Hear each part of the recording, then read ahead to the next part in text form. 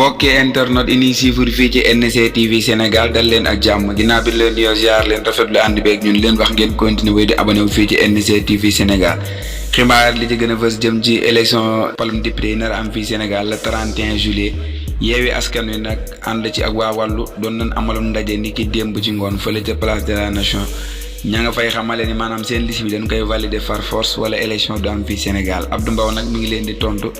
di leen xamal ni loolay wax di yàqu la ndax loi mooy dogal ca moo yore doole ji ba léegi. ba tey lu soxal élection yooyu CNRA mi ngi xamal journal ñu moytu di defal propagande candidat yi nga xam ne ñoo nar a nekk député ak di leen defal campagne ak yu mel ni ki yooyu CNRA mi ngi wax journaliste yi ñu respecté loi bi. xibaari tàggat yaram jëm ci éliminatoire CAN bay am ca Côte d'Ivoire atum 2023 ci groupe L bi nga xam ne foofu la Sénégal bokk nag beneen doon na daje ak Mozambique ni ki démb.